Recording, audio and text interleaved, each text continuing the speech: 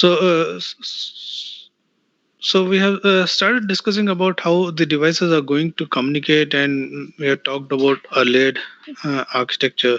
All these communication models, probably the list I have shown, we have discussed a brief idea I have already given. Okay, we have various communication models like request response, publish, subscribe, push, pull, and exclusive pair.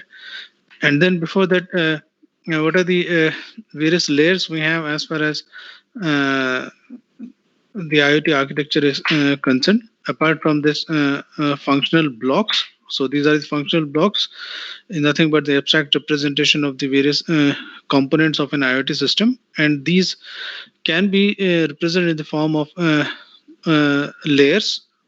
Okay, we talked about OSI layer. So similarly here also we have 5 layer. In some books they mention 4 layer. They won't mention this business layer. Okay, so so we have physical objects or the sensors. That is a perception layer. Then we have network technologies for communication. Then the data analytics. Then finally the application or graphical representation. Then at the top we have got the business models. So these are the layers that we have in any IoT architecture. So we have sensors, gateways, processing unit, and application. So this is called as a perception layer, network layer, middleware layer, and application layer. So at the lowest layer we have got the sensing devices. Then they communicate to the gateway to the cloud. So there we have got the processing. Then we have got at the topmost the applications. Okay, so from where we can access the cloud information, that is going to the cloud information. The cloud is actually connecting to the sensing device through the gateway. Okay, so there is a normal phenomena that we have. So we are directly accessing the data from the cloud. We are not directly in touch with the sensing devices. Okay, so I've given different representation. They mean the same here also. Here also the same thing. The physical objects or the sensing devices called sensing layer. Then we have network layer because many devices are connected through network itself. Then the data is sent to the cloud. We have processing unit, data analysis, decision unit, and all. Then finally we have got the application layer. Okay. So these are 4 layer, or in some books they write 5 layer. Okay. So nowadays, most of the network we use software-defined network. Okay, so the routers, uh, because router is an intelligent device where they can store the information in the form of routing table. Okay, and then the intelligence of the routing table, or what you call routers, is removed by a software. Okay, so now the softwares are going to be control the various network devices. So that is what you call software-defined networks. Okay, so nowadays we are using this only. Okay, so we have control panel and control pane and data pane. Okay, so 2 different layers we have. So this is actually a replacement of a router. So the router is an intelligent device. You just take the brain from the router. Okay, so that brain is nothing but a software. So that is replaced by this software defined network. Okay, so for the timing, just remember that the software defined network is nothing but the software is going to control all your networking devices. Okay, so that is what you call software defined network. Okay, so rest remain the same. We have the sensing layer, the communication network layer. Then we have software defined controllers. Then finally at the top we have got the applications. So this is a layered architecture based on SDN. So then we have talked about various communication models like request response, publish, subscribe. Okay, then push, pull, and exclusive pair. So in request response, it's a client server architecture where you send a request and get the response from the server. Okay. Then publisher subscriber, you publish the messages, and there will be a broker which acts as a server, which okay, so which segregates the various messages in a different topics. Okay, and the topics are accessed by the corresponding subscriber or the clients. Okay, similarly push pull uses a queue concept. You push the data inside the queue and then pull the data from the queue. Okay, whether it's a message or a videos that you observe in YouTube and all, so they work on this push pull mechanism. So in exclusive pair, again, the client server responsibility is existing here also in exclusive pair. So the client and server will form a pair as far as the communication that takes place. Okay, uh, between the request and the response minimum. The client sends a request and the server sends a response, and this continuity takes place until unless both are in connection. Okay. So this is what we have discussed so far. So there's a publisher subscriber and the broker is a server. So MQTT is the most commonly used protocol in most of the IoT networks. Okay. So this we have already discussed all this. Okay. Now let us come to the APIs. Okay. So this is a push-pull communication. Use queues. Okay, you push the message into the queue, and the consumers are going to pull the message from the queues. Okay. An exclusive pair. So the client and the server they form a pair as far as the communication is taking place until unless the communication is closed by the client. See the connection closed request, then the connection closed response. Okay. So in WebSocket also we uses this concept. We'll discuss that. So far we have discussed various communication models, but these communication models they use some certain set of APIs, what we call application programming interface. Probably again a simple real life example that when you go to a restaurant, so they are going to interact with the waiter for whatever the services they want to avail from the restaurant, whether ordering food or uh, want to know about the cost or whatever the communication that you want that you communication that takes place between you and the waiter. You are not interacting with the hotel owner and all. Okay. Or the restaurant owner or this chefs and all. Okay. You are interacting directly with the waiter. So waiter acts as a interface between you and the services that the restaurant provides to the clients. Okay. So there is one of the simple example as far as understanding the interface is concerned. So you are not directly interacting with the services or the service provider. So there is somewhere in between. What so here waiter is a person which acts as a media between you and the services that you are availing from the restaurant side. So waiter is providing the services to you, and you are not directly interacting with the owner of the restaurant or the chefs and all. Okay. So that waiter acts as an interface between you and the restaurant services. Okay. So API so that is nothing but an interface. So we call it as an application programming interface. So whatever the application that you are running, for instance, you take a simple weather app in your mobile phone. Okay. So that weather app in a mobile phone is using several APIs.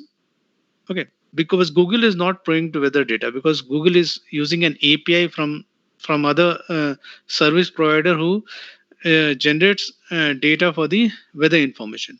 Okay. So today in most of the applications, whether it's a mobile apps and all, everywhere you find APIs. Without API, you can't do anything.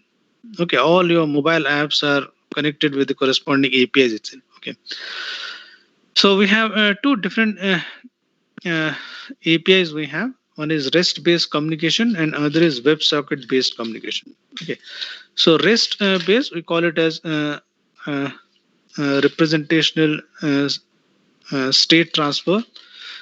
Okay, so this is actually a framework, or you call architectural framework. Okay, so it is a set of architectural principles by which you can design web services and web APIs that focus on a system resources. So here also you can correlate with the example of the restaurant. The restaurant has got several resources. Okay, you are accessing those resources through the waiter itself. So the waiter acts as an API for you. Okay, so that's why it is mentioned that it's a set of architectural principles by which you can design web services. Okay, and web APIs that focus on system resources. So you are going to access the resources that are provided by some third parties, and how resource states are addressed and transferred. Okay, so that is what REST is, nothing but representational state transfer. Okay, so this is actually an architecture framework. So that's why it is written architecture principles. Okay, so which can be used to devise your web APIs or web services so that you can avail services from the various servers. Okay, so this is what the REST based communication API. Okay, similarly we have WebSocket based communication API. So before that, let's see some examples of REST API. So REST API follows the response communication model. So the request response communication is the first model that we have discussed so far. Okay. So there is nothing but uh, REST API, which follows that first model that we have discussed, request response. And what are the various architecture constraints we have? So there must be a client, there must be a server, and it should not maintain any state. Okay, so it can be cacheable. It can be, the data can be cached in the local machine, and it should follow a layered system architecture. Okay, so we have different layers as I've shown in that IoT layer also. Here also in REST API, because most of the IoT network they use this REST API or WebSocket. So layered system is there, and there is a uniform interface because API means an application program interface. So there is a proper interface as far as availing the facilities provided by third party is concerned. Okay, and then finally, one of the important constraints is code on demand. So you will get the code, you change that code, and based on that, you can avail the services. Okay. So this is what a simple example that I have for you. So we have an HTTP client or a web browser. So where you can type www.google.com. Okay. So there is nothing but a request, and we call it as an HTTP request. So whatever the URL. So last class probably we have discussed there are three terms. One is let me explain this also.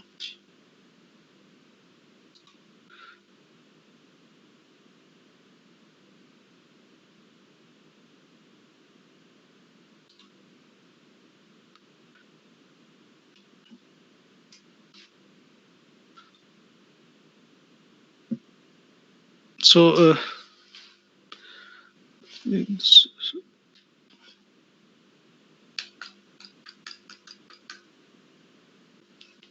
not connected.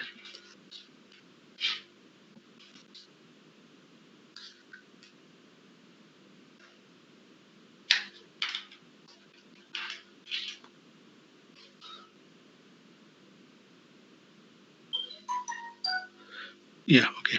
So this Word doc is visible, right? Anyone please confirm whether it's visible or not.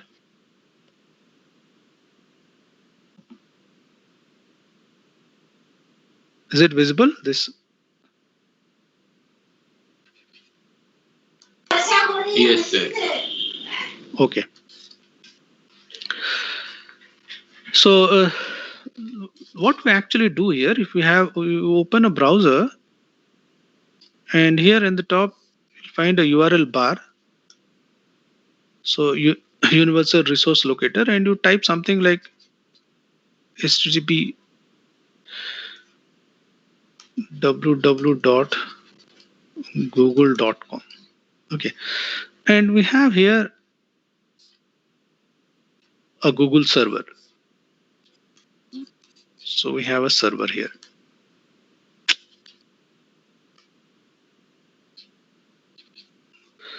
So when you type this in the URL bar, you are sending an HTTP request to the Google server. So we call it as request. There is nothing but HTTP request. So hypertext transfer protocol. Okay. So when you send a request in the form of URL, so that's why we write HTTP. So we call it a HTTP request. Then the server will send a response, and the web page get opened here. Okay, so you will find that some Google is written here and some space, so that you can enter some text that you want to search. So like this, a web page is opened. Okay, so then the connection is lost. So you send a request. So as soon as a response is got, the connection is lost between the client and the server. Connection lost. Okay, so this is what an HTTP actually works. How the HTTP actually works. So you open a browser. Whenever you send a request, you are requesting to a desired server. If it is an Amazon or a Flipkart or anything, so it sends a response, and the corresponding page is displayed on your browser. Okay, so this is called as a web client. So we're all web clients when you're typing some URL. So this is what you call HTTP request. Okay, and you get the desired response. Okay, so once the response is achieved, your connection is lost. So that is what HTTP have a unidirection. Okay, you first send a request, then you'll get a response. Okay, so once the response is received, the connection between the client and the server is lost. So we have a unidirectional communication. Okay, but when I talk about WebSocket, WEB WebSocket, now here it is something different from HTTP. Okay, so when you talk about WebSocket, so here also we have a client, we have a server. Okay, now here the communication is bidirectional.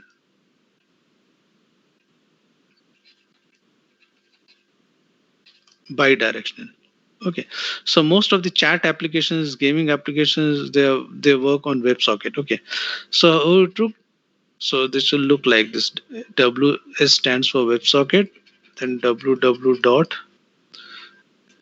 Google also uses WebSocket.com or WSS. Here I have not used. So here I have used HTTP. You can also use HTTPS also. S stands for secure. Okay, either HTTP or HTTPS. Okay, so S stands for secure. So here also we have WS WebSocket, WebSocket secure. Then whatever the URL we have, google.com like this. Okay, so here if you have a client and if you have a server in case of WebSocket, okay, how the communication takes place, because it's a bidirectional communication. First you send a request to the server, okay, and then it will give an acknowledgement. So we call it as a handshake, and here the connection is opened. Connection opened. Okay, so you send a request, the server sends a response. Now the connection is open. We call it a handshake. Now you keep on communicating as we do in most of the chat applications. So chat application works on WebSockets itself. So that's a bidirectional communication. Okay, so then you start message communication. Okay, so this is bidirectional. Okay, then after that, if you want to disconnect, so you send a request that connection closed. So closed on, connection closed. So most of the chat applications, they work on WebSocket, based on WebSocket itself. Okay, so here what happens here, the connection stays as far as the communication between the client and server is taking place. Okay, so in case of HTTP, once the request is sent, once the response is received, the connection is lost. But in most of the WebSocket based application like chat application and all, once the connection is established, the connection stays until unless the client or the server closes that connection. So we generally client closes the chat once it is finished. Okay, then the connection is closed. So before that, the connection will stays. Once the connection established, it will stays until unless it is closed by the client. Okay, so this is what we have a difference as far as uh, this HTTP or WebSocket difference is concerned. Okay, so in WebSocket, most of the real-time applications we use WebSocket. Gaming applications, most of the games, because once you open the game, it should be connected with the server until unless the game is closed. Similarly, chat applications. So what are the chats we have? Okay, so they generally use WebSocket. Okay, so there's a difference between the HTTP and a WebSocket. Okay, so then so when you talk about REST API, which works on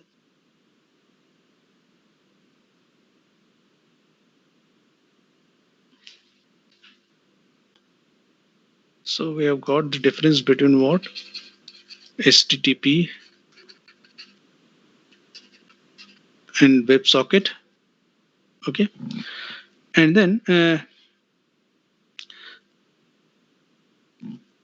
so we have different types of methods, because actually, when you talk about this APIs,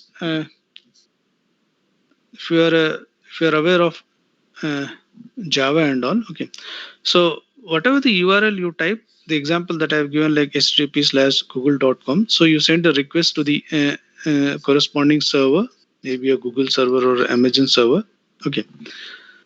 Now it send a response, because, for instance, if you want to develop a mobile app, okay, so you want to develop a mobile app, for instance, you're focused on weather. Okay. So now how you're going to get the data on this app? Okay, so you want to develop a mobile app, for instance, a weather app. Okay, and because the weather keeps on changing for any city, you want to get the data. Okay, now how you're going to get the data? Okay, so if you're using this server based on uh, servlet, is here we Java servlet concept. Okay, then it sends the entire page. Okay, but I don't want page. I want just the data. So data means what? I want temperature, I want humidity, like this. Okay, so what is this? This is data. I don't want the entire web page consisting of all the information and all. Okay, so in order to do that, so once you send a request, your response should be in the form of a data, or what we call a Java object. So that's nothing but we call JSON. Okay, JavaScript object notation. So most popularly used nowadays, most of the application, they work on objects itself. So JavaScript object notation. Okay, or it may written in the form of XML, extensible markup language. Okay, so earlier when the entire web page is displayed when you send a request, so that is nothing but your HTML page. So that is nothing but your HTML page. It's a static page. Okay, so, and it has got its own predefined tags. So, but I don't want the entire page and all the information. I just want for my weather application the some temperature and humidity of a particular city, of a particular country. If you want to know what is the temperature in California, okay, so the country, the city, and then temperature and humidity. So this is the information that I want. I don't want rest of the information for this particular weather application. Okay. So there, what you call, we use a Java object, what you call JavaScript object notation. So the information that is sending by the server is in the form of the entire object. So okay.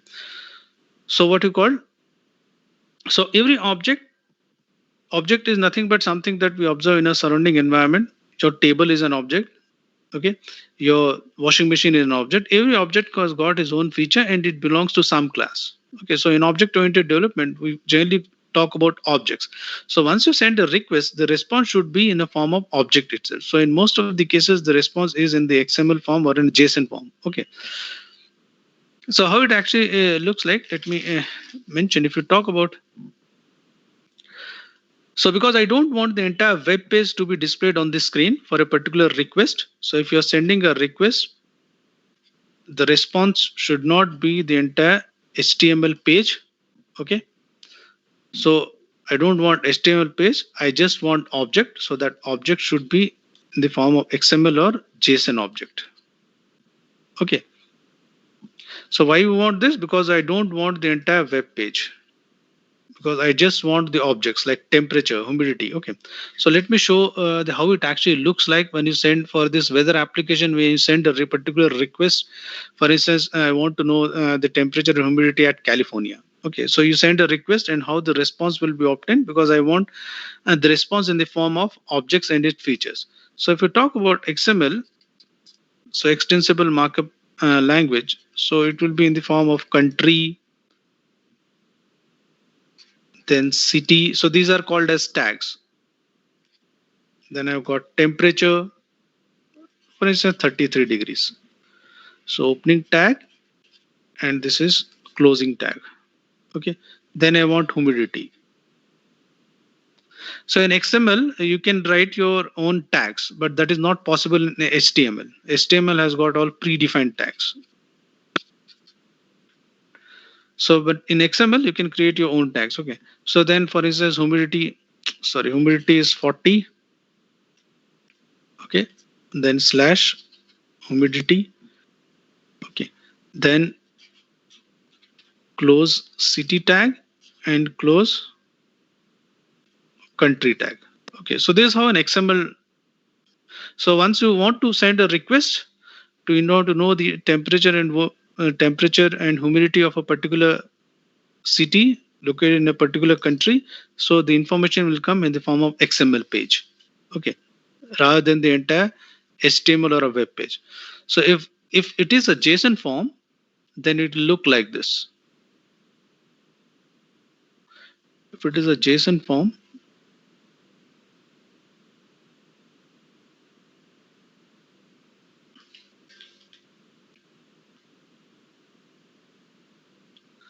so if it is a JSON form, because we call it as a form of Java object. Okay.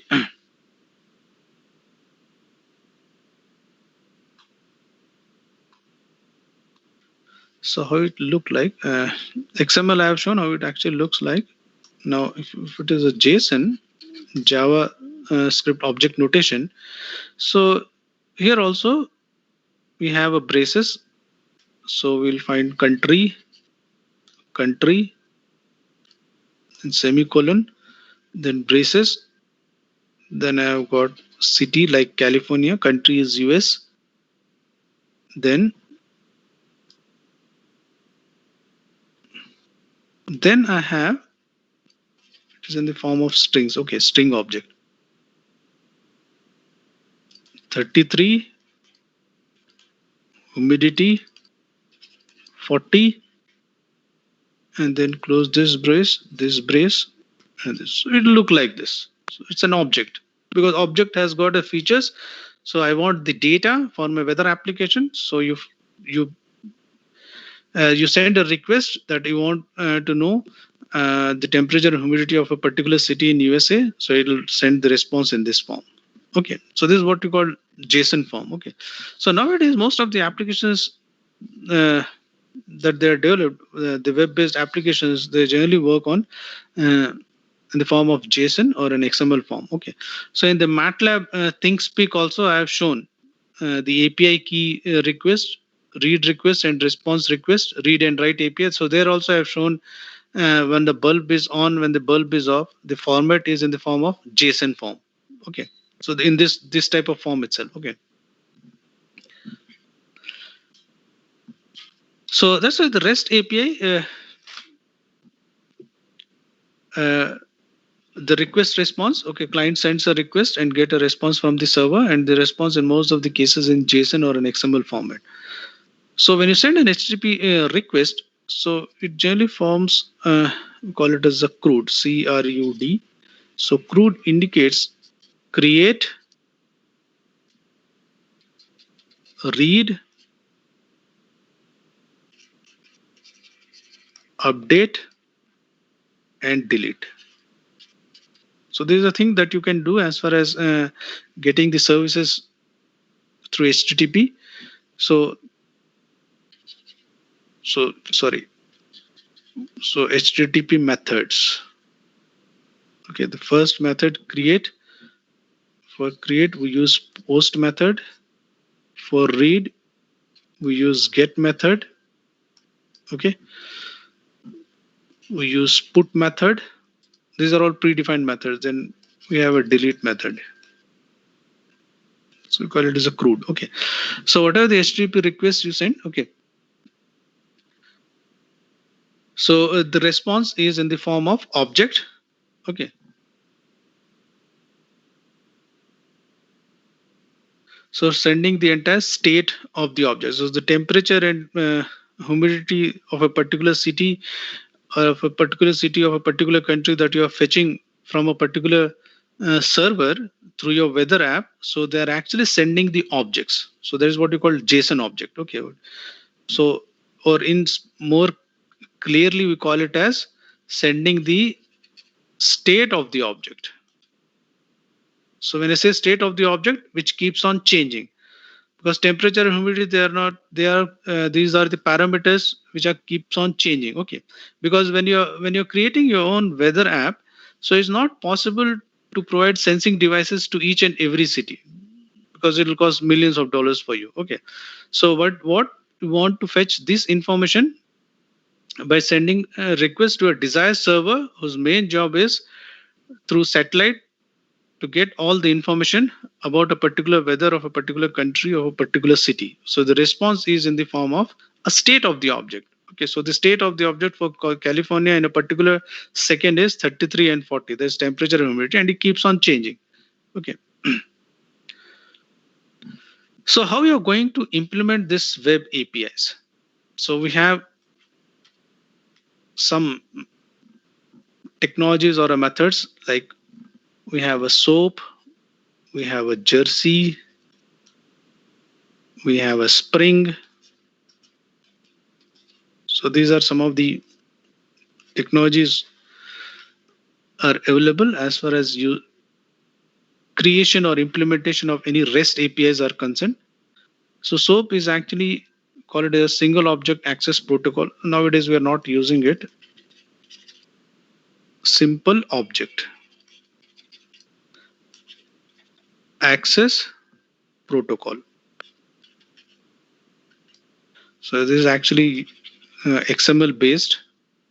Okay. So this is XML based, and the rest Jersey and Spring, they generally use XML or JSON.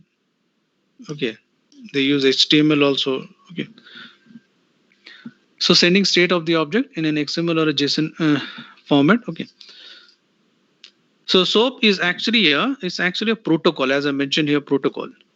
Okay, but as far as the REST APIs that we developed using Jersey and the Spring, okay, so they are nothing but architectural patterns, something that I mentioned in this slide also. Architectural patterns. Okay, so this SOAP is actually a protocol, as I mentioned, simple object access protocol. But so this SOAP, Jersey, and Spring, they are used to develop REST APIs. If you want to develop your own web app or your mobile app, so if you're using a REST API, then we generally use Jersey or a Spring. Okay. So SOAP we are not using nowadays. Okay, SOAP is actually a protocol that is an XML based protocol, rather, whereas Jersey and the Spring, they are the REST. So they can be used to implement a REST application programming interface, and they are based on XML or a JSON. Okay. So this SOAP, it cannot use REST,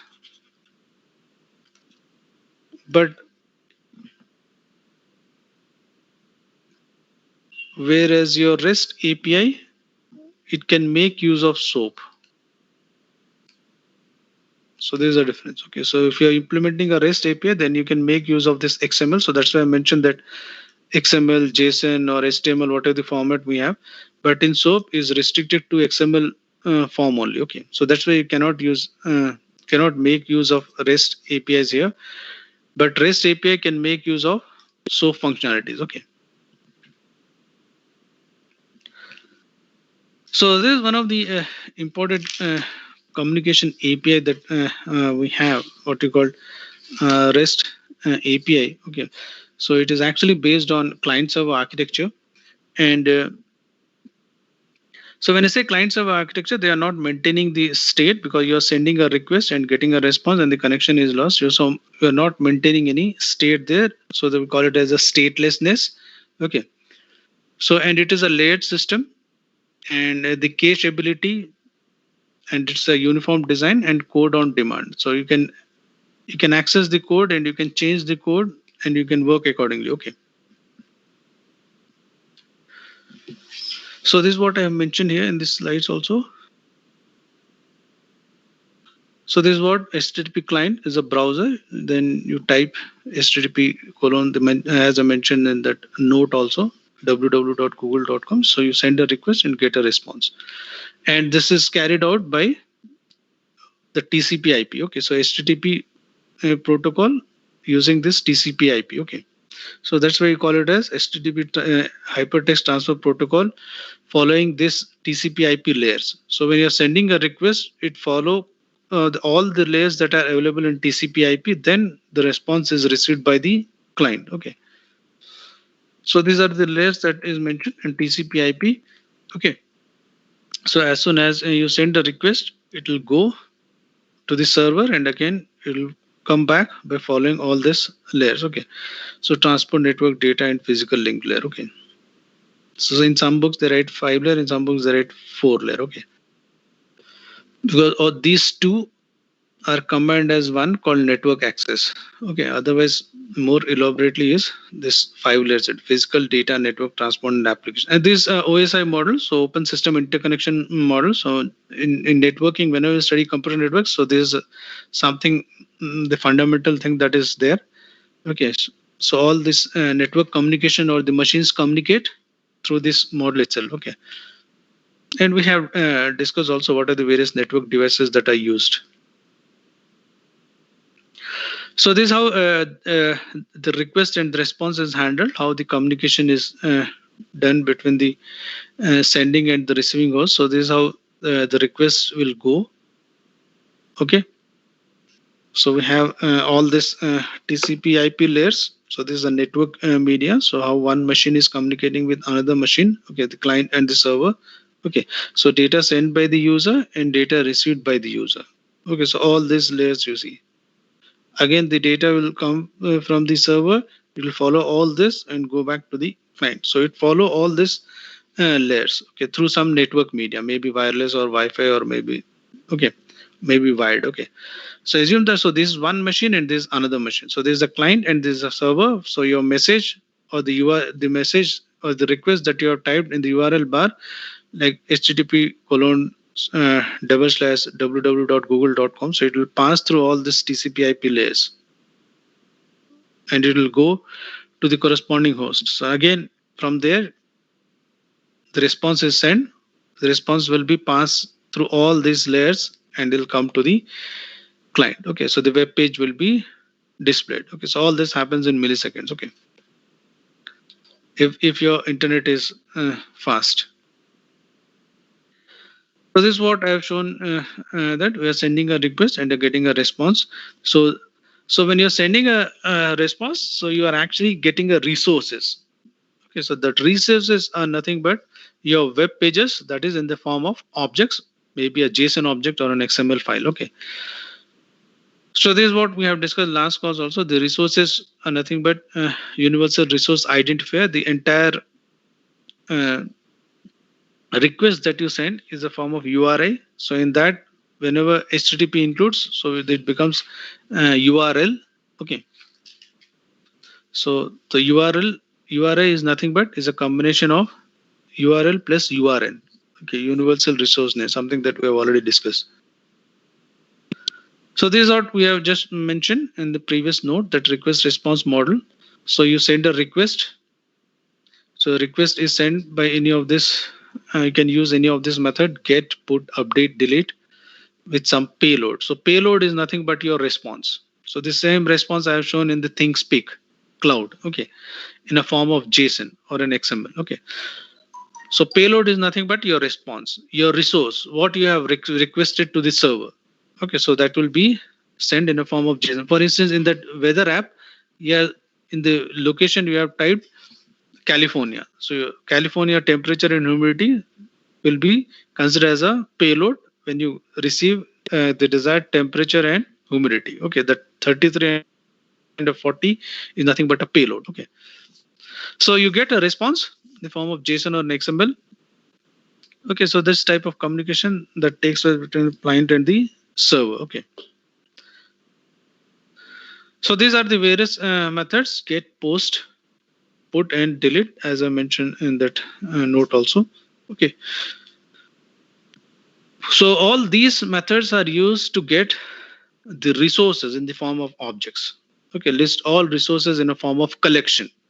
Okay, so collection is nothing but the JSON object. I have shown the collection, temperature, humidity, whatever the information that we want. Okay, so that is nothing but a resource. So resource that you want, so that is coming in the form of objects as a form of collection. So we call it as a Java collection object. So in more detail, we call it as a JSON object. So RESTful web service is a web API implemented using HTTP and REST principles. Okay, so the communication between the client and the server, we use that HTTP protocols and the corresponding REST principles. What are the REST principles? That client server, stateless, okay, code on demand, layered architecture. All these are the principles on which the communication is established or the communication is taking place. So RESTful web service is a collection of resources which are represented by universal resource identifier. So RESTful web APIs has a base URI. Example, I have mentioned that. So the complete from here to here, whatever the link we have, the entire link is nothing but a URI. So in that, from if it is HTTP is there, then it becomes URL, and then rest of the resource names are there, then it becomes URN. Okay, so HTTP client requests to these URIs using these methods. So you have to use these methods to get the desired objects from the server. Okay, so what are the methods that I've already mentioned? That get method. Okay, get method is used for collection URI. Post method is also used. Put method, delete method. Okay. I have mentioned the action also. List all resources in a collection. Get information about the resource. Okay, so both for this we use this. Create new resource, we use post.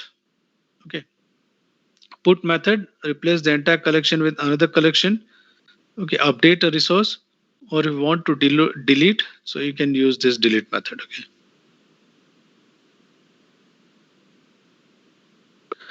So RESTful web services can support various internet media types, so JSON or XML.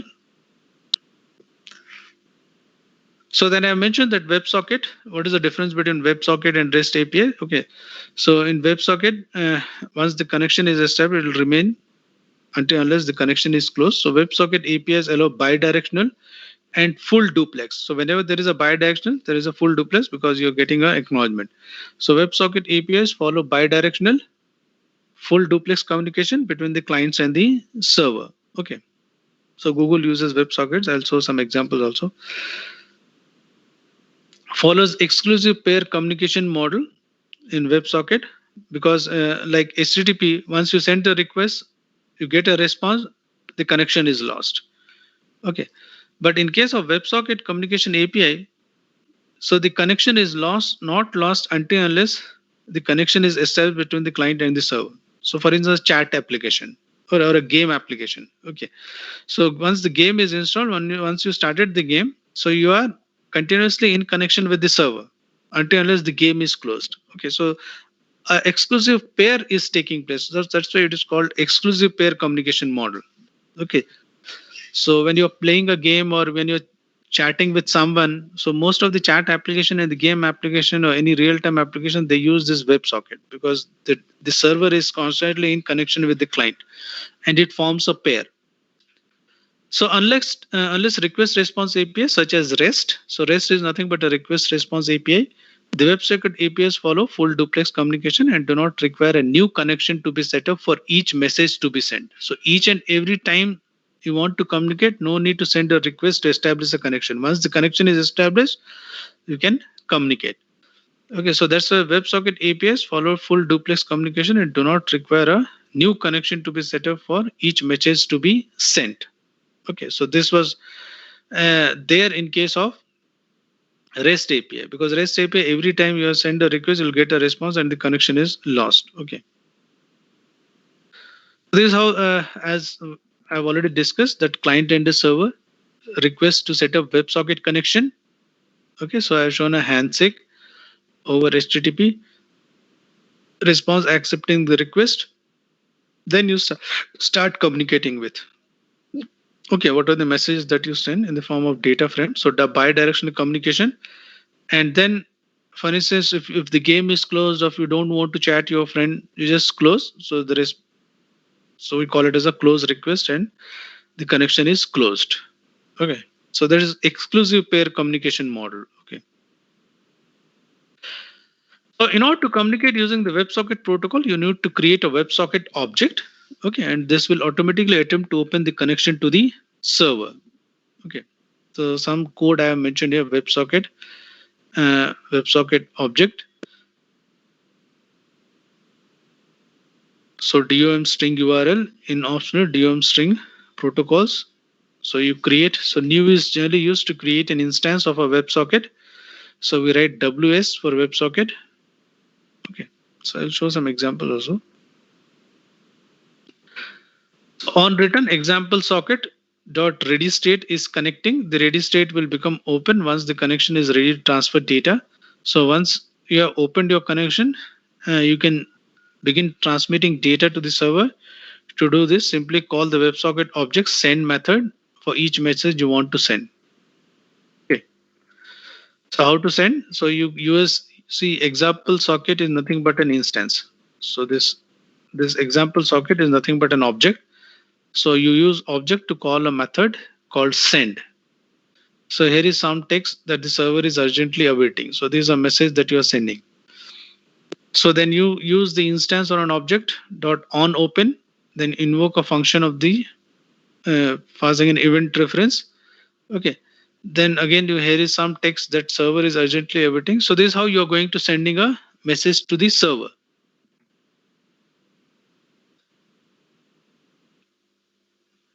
So using JSON to transmit objects.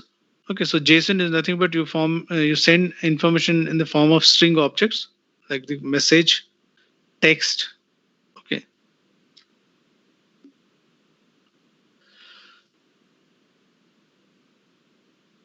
So the WebSocket URL in tokens, the latest specification of WebSocket protocol is defined by RFC 6455. So there's a standard representation we have supported by various browsers like Mozilla Firefox, Google Chrome, Safari, Opera. Okay, because the browsers where you are sending a request, so we call it as a WebSocket URL. So they generally follow some standard protocol, and RFC 6455 is a supported by most of the browsers. And this is an example of URL that I've tried. So this is a WebSocket. Then rest we all know. Okay. So this is a host name, this is a port, and there's a server if you want to do some sort of chatting. Okay.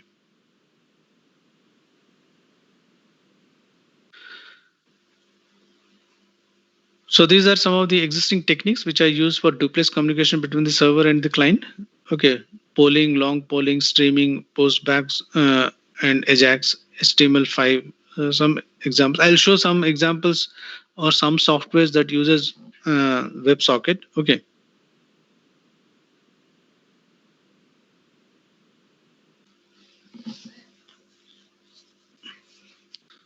So we'll continue in the next class. Okay. So if you have any doubt, you can ask me.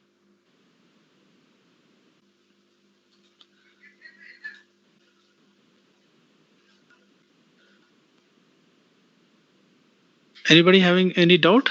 So far we talked about REST API and WebSocket.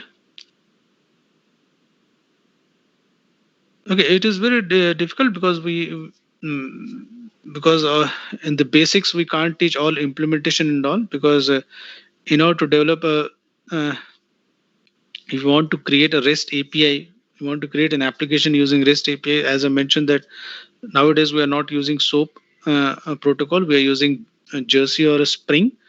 So for that, you must have an Eclipse idea. Then you must know how to create a Maven project. So from Maven project, you can download all the softwares like Jersey and all. Okay. So then it becomes very easy. Okay. So I'll see whether it's time permits. Then we'll do some application also. Okay. But it's very difficult for you guys to understand all this because you are at the initial stages of basics of intelligent computing, and that too we're talking about Internet of Things. Okay, but I just give a general idea. Okay, I'll show some websites also. So you can You can use this Twilio. You can Google it. Okay, otherwise time permits, then we'll discuss. People are aware of that Spotify Twilio, TWI. You can Google it. So you'll find a lot of APIs there. And Spotify, you go to the developer section in Twilio also. So Twilio is used uh, for various communication APIs. Okay, so where once you send a message, that message from the browser will go to your mobile phone, or so generally used for communication purpose. Okay, so in Spotify, you go to the developer, you'll find a lot of APIs. In Twilio also, you'll find a lot of APIs they have used. Okay, because nowadays without API you can't do anything. Okay, because APIs is generally help you to access the resources. Okay, whereas a mobile API or a web API. Okay, so we'll discuss some of this. Okay, so as far as WebSocket, earlier it was GDAX was there. Let me note down. We call it as GDAX. आजकल GDAX crypto currency में trading trading के लिए GDAX है, Global Digital Assets Exchange, but now it has been replaced by Coinbase. So here you have to create an account and all, Coinbase Pro. So here you'll see what are the various WebSockets, how they are used. Okay, how the data, because it is a trading. Every time the value keeps on changing, like stock exchange data and all. Okay, so this we'll discuss in time permits. Okay, so anybody having any queries, please ask. Otherwise, we'll stop here. Sir, हाँ in हाँ AWS there was an IoT section. हाँ, I was IoT aware. core. Do we need any prerequisite for using that? AWS IoT core होगा ना? हाँ हाँ. तो IoT core ये आपको AWS मैनेजमेंट कंसोल में अपना एक अकाउंट बनाना होगा. I mean any like language or something kind of prerequisite. No no no no, वहाँ Oh, AWS में डेवलपर साइट भी है जहाँ आप अपना एप्लीकेशन खुद टाइप प्रोग्राम खुद लिख सकते हैं. So AWS developer side भी है. So we have various functions like lambda function and all. Okay. I generally use Python and all. Okay.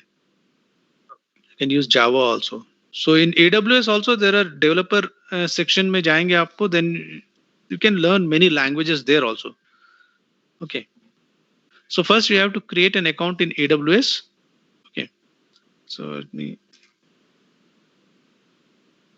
अभी तो Google में चले गए. So let me go through Google.